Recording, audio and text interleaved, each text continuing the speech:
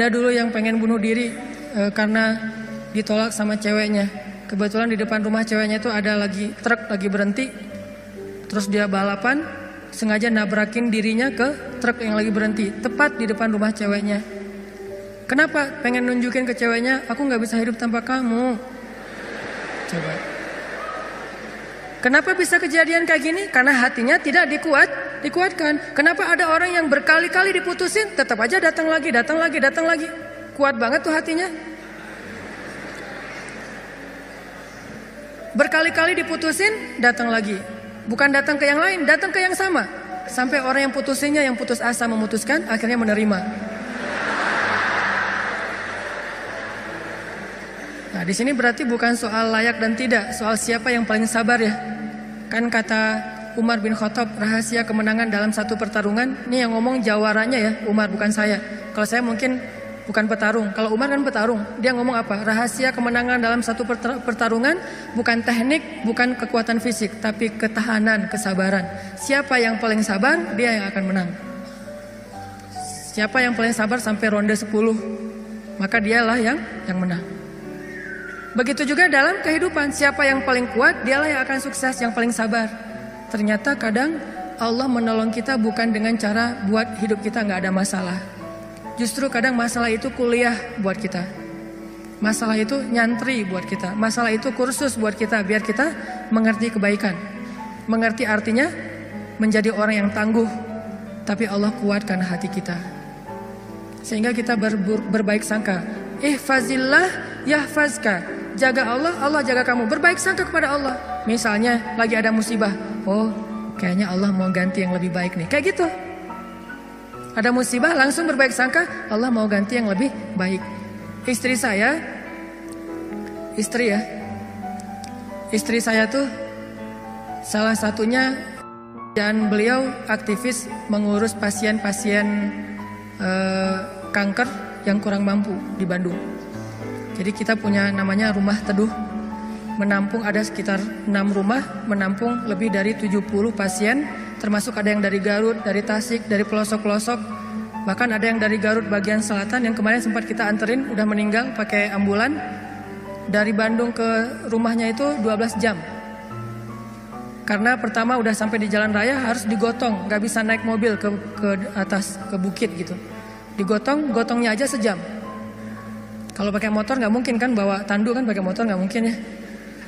Tapi kalau teman-teman anak-anak motor kayaknya bisa nih ngetrik ya, bahwa kalau kita nggak bisa akhirnya ditandu sejam naik ke atas tuh. Nah, kemarin ada kejadian di salah satu rumah teduh untuk nampung pasien-pasien yang kurang mampu bersama keluarga mereka. Ada satu pasien nyamar. Dia pura-pura sakit, terus tinggal di situ sehari. Tiba-tiba malam hari dia hilang. Semua HP keluarga pasien diambil, dibawa lari. Mencuri HP pasien kanker kurang mampu. Coba kurang apa dosanya tuh? Mencuri HP, nyopet HP orang di mall masih mending, dosa lah. Tapi nggak dosa segede itu ya, nggak berlipat-lipat. Ini dosanya apa? Mencopet, mengambil HP keluarga pasien kanker kurang mampu. Yang di HP itu satu-satunya alat untuk komunikasi, ngurus pengobatannya. Kita nelpon mereka juga di situ, nelpon dokter lewat HP itu, diambil sama dia. Hilang sekitar 5 HP, 5 pasien. Langsung kita coba snapgram di sosial media. Dalam hitungan jam Allah ganti HP yang lebih bagus, jumlahnya 2 kali lipat. Itu juga kita stop, kalau enggak mungkin 10 kali lipat jumlahnya. Bisa jualan HP itu. Kita taruh Instastory, kita butuh HP nih, ada 5 pasien kita yang kehilangan HP dalam satu musibah. Mudah-mudahan Allah ganti yang lebih baik. Ternyata langsung pada ngejapri, saya ganti. Bukan HP bekas, HP baru yang harganya mungkin lebih mahal berkali-kali lipat dari yang hilang. Dan jumlahnya berkali lipat dari yang hilang. Hilang 5, yang udah terkumpul dalam hitungan 1 jam 10. Itu langsung kita stop, kalau enggak bisa 100 tuh. Lumayan kan, bisa buka lapak lagi tuh. Nah ternyata benar, kalau kita berprasangka baik ke Allah, akhirnya mereka pas dikasih HP yang baru bingung, Pak ini gimana cara memakainya nih? Karena HP yang mereka selama ini kan yang HP hitam putih yang agak gede yang bisa ngelemparin maling ya. Sekarang HP-nya slim, warna, bisa selfie, Mudah-mudahan sih nggak sibuk selfie ya. Nah alhamdulillah dikasih yang lebih baik. Coba berprasangka aja sama Allah. Dan itu mudah banget bagi Allah. Saya juga pernah hilang HP. Malam-malam mau ada acara tahajud bareng. Bangun tidur karena udah telat bangunnya. Acara tahajud jam 2, saya bangun di rumah jam 2. Kan telat banget tuh berangkat ke tempat masjidnya setengah jam paling cepat. Akhirnya karena panik saya ambil HP jatuh. Pas jatuhnya itu bagian layarnya langsung pecah, gak bisa lagi dipakai digit. Wah HP saya hilang, langsung doa Allahumma ajurni fi musibati wa akhlif li khairam minha. Ya Allah beri saya pahala dalam musibah saya, beri saya ganti yang lebih baik darinya. Waktu itu HP saya HP harga 2 juta. Paginya jam 10 pagi Allah ganti dengan Samsung Note 5 yang waktu itu harganya masih 10 juta. Coba langsung cash langsung dikasih sama Allah. Gimana caranya? Allah yang punya cara. Dan kita nggak harus tahu caranya karena ayatnya juga wa yarzuqhu min haitsu la yahtasib. Dari jalan yang Allah yang kalian tuh nggak pernah duga. Prasangka baik sama Allah. Ditolak, oh berarti akan diberikan yang lebih baik dari ini. Ditolak lagi, oh berarti lebih baik lagi. Cari lagi yang lebih baik, ditolak lagi. Makanya nyarinya yang terbaik. Begitu ditolak, Allah berarti akan menggantikan yang lebih baik dari dia. Itu ada cewek, Masya Allah, berhijab, hafal Al-Quran, juz 30. Lancar. Ini kayaknya tipe saya banget nih. Jadi saya gak perlu repot-repot ngajarin Al-Quran ke anak saya. Udah ada mamanya. Ini kayaknya cewek yang setia, keibuan. Kayaknya dia gak senang keluar, lebih senang di rumah. Pas banget dengan tipe kita misalnya. Ternyata pas datang ditolak. Maaf saya udah tunangan. Lagi-lagi kayak gitu ya. Gak survei dulu sih, langsung datang aja. Karena gak ada surveinya, datang ditolak. Oh mudah-mudahan dikasih yang tadi juz 30. Karena ditolak dikasih yang 30 juz. Tapi sekarang masih juz 30 juga bertahap. Pas sudah nikah nanti dia hafal Quran jadi 30 juz. Bisa kayak gitu? Bisa banget. Kerjaan, ada satu kerjaan yang kita gak berhasil, satu usaha nih. Lagi mulai usaha kecil, modal 1 juta usaha. Ternyata ada yang gak jujur, kita ketipu, gagal. Jangan langsung berburuk sangka ke Allah. Apa maunya lagi Allah nih?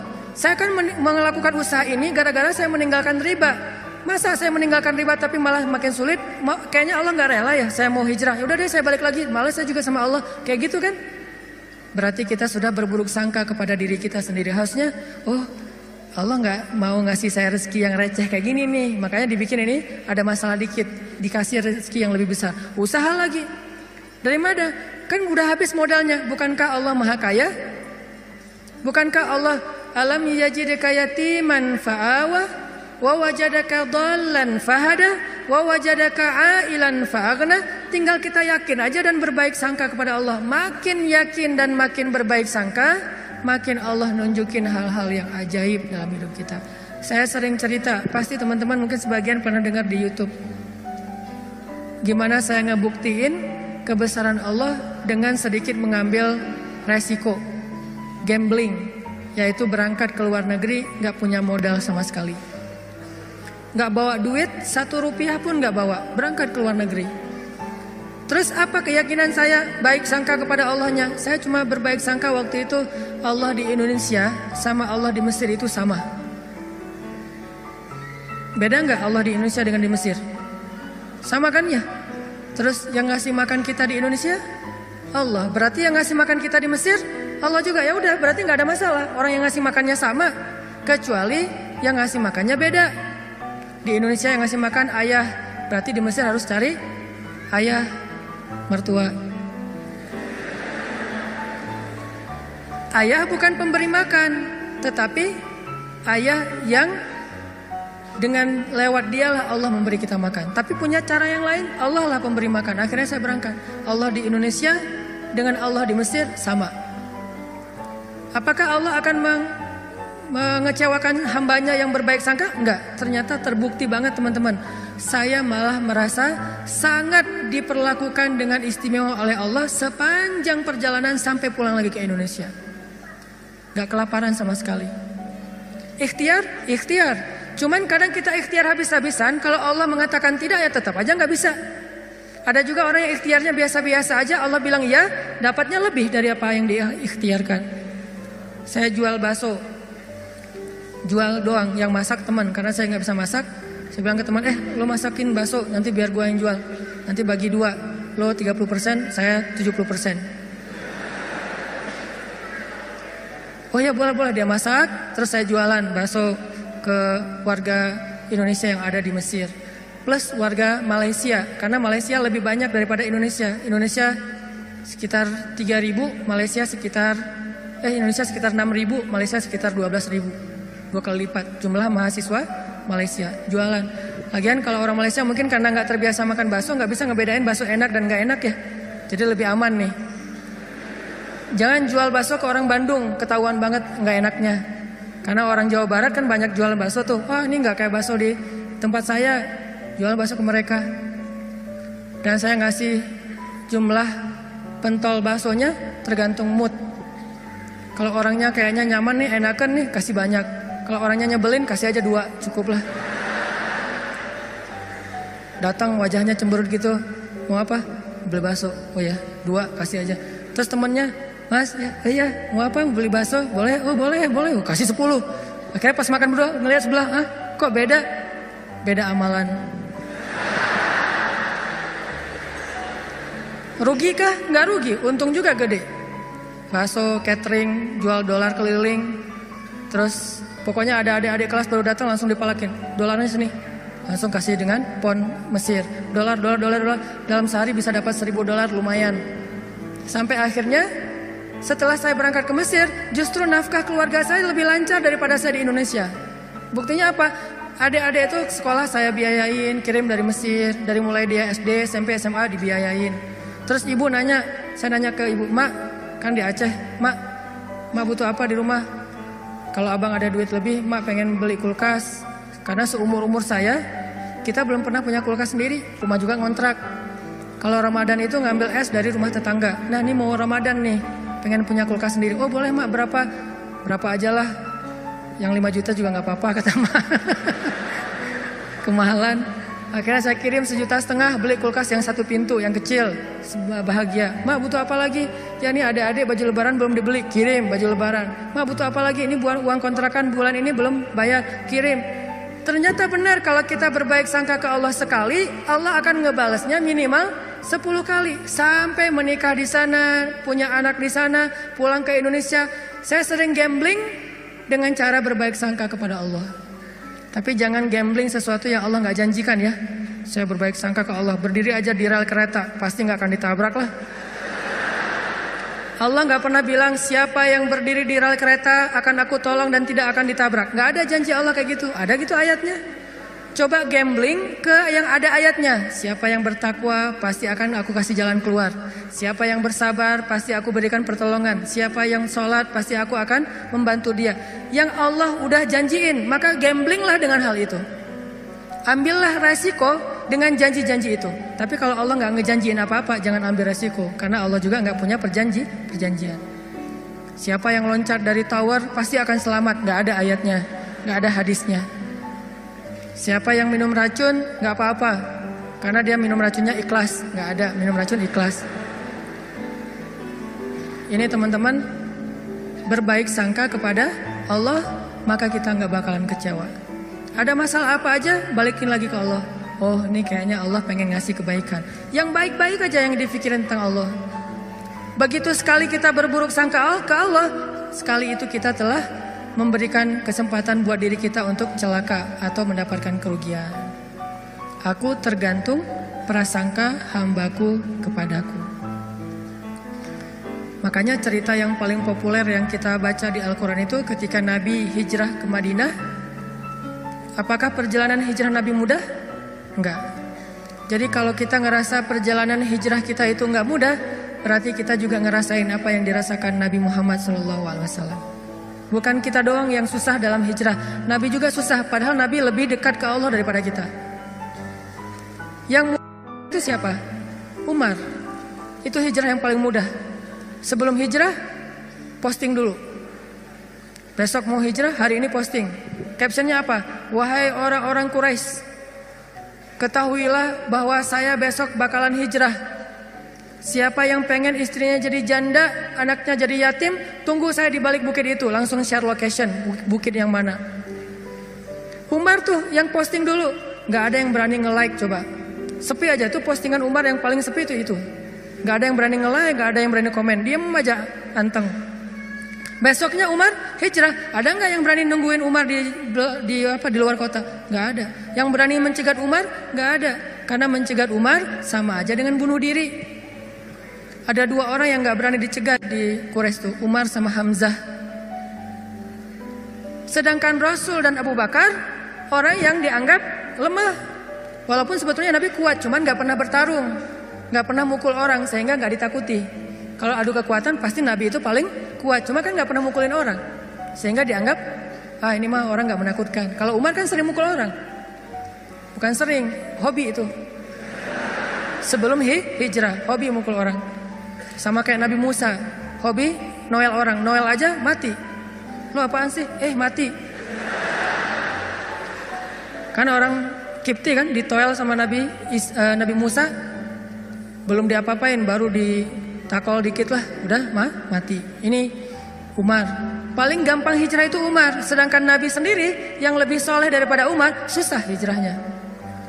Harus sembunyi-sembunyi, harus diam-diam, harus ngambil arah yang berlawanan dari kota Madinah. Kota Madinah ke sebelah sini, Nabi malah perginya ke sebelah sini. Bukan mendekat, malah menjauh dari Madinah. Terus masuk ke dalam sebuah lubang, bukan goa, lubang kecil, namanya di atas Jabal Sur, sehingga disebut dengan Gua Sur. Sembunyi berdua sama Abu Bakar di situ nyumput. Ketahuan juga tuh takdir Allah. Kenapa Allah nggak buat orang-orang menjauh biar Abu Bakar dengan Rasulullah itu enak di dalam tempat itu, nggak ada yang ganggu. Sengaja Allah bikin skenarionya kayak gitu. Untuk apa? Untuk tunjukkan bahwa Allah Maha Kuasa. Buat orang yang beriman itu nggak ngaruh. Mau kayak gimana juga sulitnya nggak ngaruh. Yang penting Allah ridho, itu aja yang penting. Yang penting Allah bersama kita. Cuma itu yang penting. Sehingga akhirnya ketika orang-orang berada tepat di mulut gua, itu jarak Nabi sama musuhnya itu cuma hitungan jengkal loh. Setengah lutut mereka, setengah kaki mereka itu udah kelihatan sama Nabi kayak gini nih. Tepat di depan Nabi. Sampai Abu Bakar berbisik ke Rasulullah, "Ya Rasulullah, kalau mereka ngelihat ke bawah, pasti mereka akan menemukan kita. Gimana nih? Abu Bakar yang khawatir. Abu Bakar yang takut. Bukan takut dan khawatir terhadap keselamatan dirinya, tapi khawatir terhadap keselamatan kekasihnya Rasulullah SAW. Saking sayangnya Abu Bakar kepada Rasul. "Ya Rasulullah, gimana nih? Apa kata Rasulullah? "Ya Abu Bakar." Lembut Nabi ngomongnya. "Ya Abu Bakar, ma dhannuka bisnain? Allahu salisuhuma." Ya Abu Bakar, kenapa kamu mikir kita berdua doang? Bukankah Allah yang ketiga? Jadi kalau kita merasa sendiri, kenapa kita berpikir kita sendiri? Bukankah Allah yang kedua? Kalau kita merasa sedikit, kenapa kita berpikir sedikit? Bukankah Allah itu punya banyak pasukan yang diturunkan dalam perang Badar, perang Ahzab dan yang lainnya? Ma dhannuka bisnain? Allahu salisuhuma. Kenapa kamu mikir cuma berdua padahal Allah yang ketiga? La tahzan, innallaha ma'ana. Jangan khawatir ya Abu Bakar, Allah bersama kita. Setelah Rasulullah ngomong kayak gitu, apa yang terjadi? Apakah musuh kemudian menemukan mereka? Tidak. Gimana cara Allah memalingkan mereka? Allah palingkan hati dan pikiran musuh. Gak kepikiran ngelihat ke bawah, gak pengen juga ngelihat ke bawah. Ini cara Allah nih. Kalau ada berita bahwa di situ ada laba-laba, ada merpati bikin sarang, itu masih kontroversi di antara ulama. Ada ulama mengatakan itu benar, ada ulama mengatakan itu dhaif. Allahu alam. Tapi yang pasti Allah memalingkan mata, pikiran dan hati musuh dari melihat ke arah Rasul dan Abu Bakar. Itulah pertolongan Allah. Bukan ketemu terus tarung, musuh kalah. Gak usah serepot itu. Allah gak mau juga ngerepotin hambanya. Allah cuma pengen nunjukin kebesarannya aja. Dibuat musuh datang sampai sedekat mungkin, ukurannya cuma beberapa sentimeter, tapi dalam kedekatan yang luar biasa itu Allah tunjukin mereka tidak bisa ngapa-ngapain. Dipalingkan aja wajahnya, ngelihat ke semua sisi dilihat, tapi ke bawah enggak. Kan gak masuk akal kan? Kenapa bisa kayak gitu? Inilah kebesaran Allah. Padahal harusnya ngelihat ke semua sisi, termasuk lihat ke bawah, ada orang gak di dalam lubang-lubang itu. Gak kepikiran sama sekali. Apakah satu orang musuh? Ada puluhan musuh. Dan puluhan musuh itu tidak satu orang pun yang berpikir untuk ngelihat ke dalam lubang itu. Satu orang pun gak berpikir. Begitulah cara Allah menolong kita. Allah bisa buat semua hati sayang kepada kita, sehingga Allah angkat derajat kita. Allah mengangkat derajat seseorang, merendahkan yang lain. Tiba-tiba semuanya jadi simpatik sama kita, respect sama kita. Mudah banget buat Allah. Dan kita melihat itu dalam banyak kejadian dalam kehidupan kita. Ada orang yang tiba-tiba muncul, ada orang yang tiba-tiba tenggelam, dan itu cara Allah. Ada yang orang tiba-tiba Allah buat dia terkenal, tiba-tiba orang dihindarkan dari semua orang, tinggal sendiri. Itu sangat mudah buat Allah. Makanya berbaik sangkalah kepada Allah dalam semua urusan. Sehingga ketika kita berbaik sangka kepada Allah, Allah akan memperlakukan kita seperti apa yang kita persangkakan. Jaga Allah, Allah jaga kita. Itu satu. Hari ini dua aja nih. Gimana maksud jaga Allah sehingga Allah jaga kita? Satu, berbaik sangka. Kedua, arti jaga Allah, Allah jaga kita ada di Al-Baqarah. Fadhkuruni azkurukum. Ingatlah Allah ketika kita senang, nanti Allah ingat kita ketika kita susah. Itu ayatnya. Walaupun terjemahannya nggak sejelas itu. Terjemahannya ingat aku ingat kamu. Tapi tafsirnya maksudnya ingat aku ketika kamu lagi senang, ketika kamu lagi lapang, ketika kamu merasa nggak butuh, nanti aku akan ingat kamu ketika kamu lagi susah, lagi sempit, lagi butuh. Fadhkuruni adzkurkum. Jangan cuma ingat Allah pas kita butuh, sehingga nanti Allah baru akan ingat kita di kebutuhan berikutnya. Karena Allah membalas perbuatan kita, bukan langsung waktu itu. Jadi kalau kita mau ditolong ketika susah, jadilah orang yang selalu mengingat Allah ketika kita senang. Lagi gak ada masalah nih, tetap ingat Allah. Gimana ingat Allah ketika kita lagi senang? Bersyukur. Ketika dapat nikmat, alhamdulillah ini nikmat dari Allah. Diingat, Allahnya tuh dimention terus, di tag terus. Sehingga ketika nanti kita kekurangan, Allah akan bilang, itu hambaku lagi kekurangan, aku bantu deh. Karena ketika aku kasih dia nikmat, dia ingat aku. Begitu dia punya masalah, aku akan ingat dia. Apa contohnya? Contohnya ada seorang laki-laki, ini cerita Nabi nih, hadis, tapi hadisnya dalam bentuk cerita. Ada seorang laki-laki lagi musafir di zaman sebelum zaman Nabi, mungkin di zaman Nabi Isa atau zaman Nabi sebelumnya, tidak disebutkan. Yang jelas umat terdahulu, Bani Israel. Ada seorang laki-laki lagi jalan, di tengah jalan dia ngelihat ada segumpal awan yang bentuknya aneh.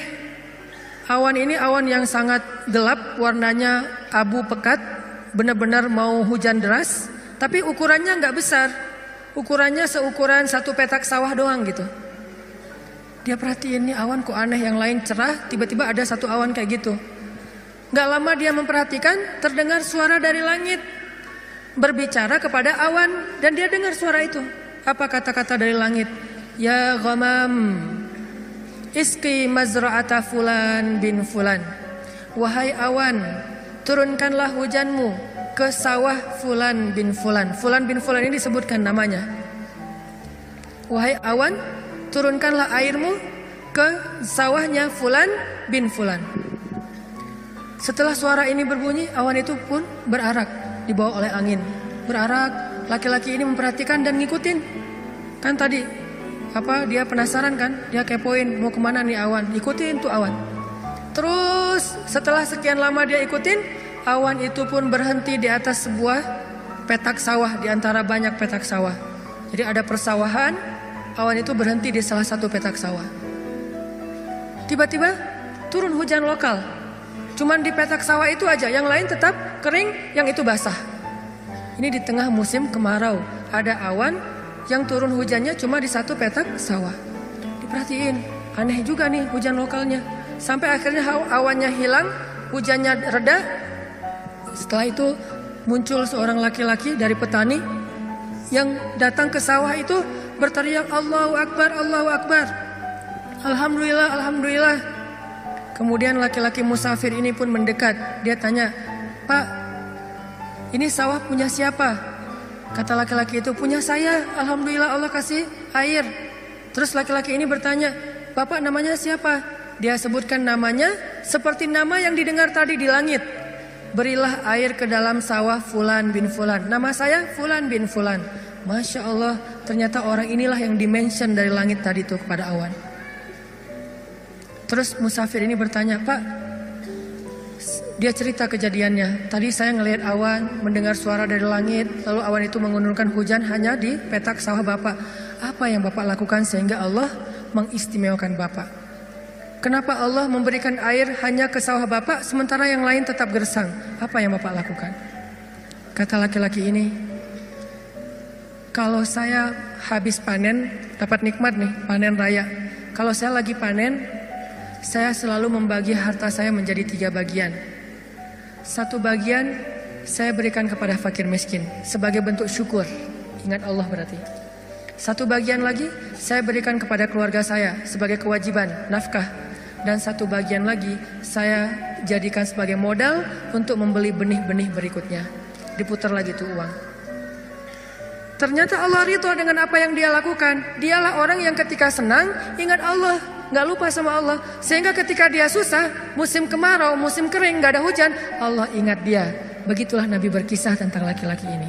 Tentang bab syukur di dalam banyak cerita-cerita ulama. Berarti maksud dari menjaga Allah, Allah jaga kita adalah bersyukur kepada Allah. Ingat Allah ketika kita senang, ketika kita sehat. Nanti Allah juga akan ingat kita ketika kita susah, ketika kita sakit. Minimal ingatnya dalam bentuk Alhamdulillah, ini anugerah dari Allah. Alhamdulillah, ini karunia dari Allah. Jangan lupa. Sehingga kalau kita dapat nikmat, jangan bangga diri dulu, jangan besar kepala dulu, tapi mention Allah dulu. Alhamdulillah, ini nikmat dari Allah. Sehingga nanti kalau kita butuh Allah, Allah akan ingat kita. Dan itu berlaku dalam semua masalah kehidupan kita. Satu cerita lagi, gimana Allah ingat hambanya yang ketika normal ingat Allah. Cerita yang populer tentang 3 orang yang terkurung di dalam gua. Gimana mereka bisa selamat? Lagi jalan touring, tiba-tiba badai, masuk ke dalam gua berlindung. Karena badai akhirnya terkurunglah di dalam gua. Lagi touring tuh. Bahkan mungkin motornya ketinggalan di luar. Karena tadi pas buru-buru ya masuk ke dalam gua, motornya ditaruh di luar, terus mereka longsor. Gimana 3 orang ini bisa selamat dari kurungan gua? Dengan berdoa, ya Allah, dulu saya kayak gini. 1, berbakti kepada ibu. 2, tidak menzolimi pekerja. Yang 3, meninggalkan zina gara-gara takut kepada Allah. Artinya dulu pernah berbuat baik ketika dalam keadaan normal, beramal solih. Nanti ketika mereka susah, amal soleh mereka dulu itulah yang akan menjadi wasilah Allah menolong mereka. Jadi jangan beramal soleh, rajin sholat, rajin ke masjid, rajin tilawah pas lagi ada masalah doang. Justru pas lagi normal kayak gini nih, kelihatan ikhlasnya. Kalau lagi ada masalah kan ada maunya tuh, bukan ikhlas ya. Walaupun Allah menghargai, tetap itu kebaikan, gak akan disia-siakan. Cuman mau lebih keren, jangan pas lagi ada masalah doang. Pas lagi normal, kayak lagi gak merasa butuh sama Allah, tetap rajin ke masjid, tetap sholat tepat waktu, tetap mengingat Allah, tetap membaca Al-Quran, tetap membantu orang lain, tetap berbakti kepada orang tua. Sehingga kalau kita ingat Allah ketika kita lagi normal, lagi susah, lagi suka, lagi lapang, nanti Allah Subhanahu wa Ta'ala akan mengingat kita ketika kita lagi susah dan lagi sempit. Itulah yang terjadi dalam banyak kisah-kisah yang diceritakan oleh Nabi. Mudah-mudahan ini bisa jadi booster buat kita teman-teman. Kesimpulannya satu-satunya berbuat baik atau habis-habisan yang gak bakalan dikecewain itu adalah habis-habisan kepada Allah. PDKT yang gak bakalan kecewa itu PDKT-nya kepada Allah. Telepon yang gak bakalan di-reject itu telepon Allah. Japri yang gak bakalan diantepin, japri ke Allah satu-satunya. Kalau yang lain bisa aja kita dicuekin. Kenapa? Mungkin dia sibuk, mungkin dia lupa, mungkin. Tapi kalau Allah enggak. Kedua, maka dari itu coba kita jaga hubungan kita dengan Allah. Siapa yang menjaga Allah, Allah jaga dia. 1, arti menjaga Allah adalah berbaik sangka kepada Allah. Allah juga akan berbaik sangka kepada dia. 2, ingat Allah ketika kita senang, nanti Allah akan ingat kita ketika kita susah. Ketiga, sebagai penutup, arti berbaik sangka kepada Allah, Allah berbaik sangka kepada jaga Allah, Allah jaga kita. Sedikit lagi ini penting. Ridholah dengan nikmat yang sedikit, maka Allah akan ridho dengan amal yang sedikit. Memangnya amal kita banyak. Man radhiya bil qalil, kata Nabi, radhiyallahu bi qalilim min amalih. Siapa yang ridho dengan nikmat Allah yang sedikit, menurut dia sedikit, maka nanti Allah juga akan ridho dengan amalnya yang sedikit. Salat kita yang pas-pasan, ibadah kita yang pas-pasan, tilawah kita yang pas-pasan, Allah ridho. Kenapa Allah ridho? Padahal cuma pas-pasan. Karena kita juga ridho dengan nikmat Allah di dalam kehidupan kita yang kadang menurut kita sedikit, padahal sesungguhnya banyak. Mudah-mudahan ini jadi penyemangat buat kita untuk terus mendekat kepada Allah Subhanahu Wa Taala. Jangan kecewain Allah, maka Allah gak bakalan ngecewain kita.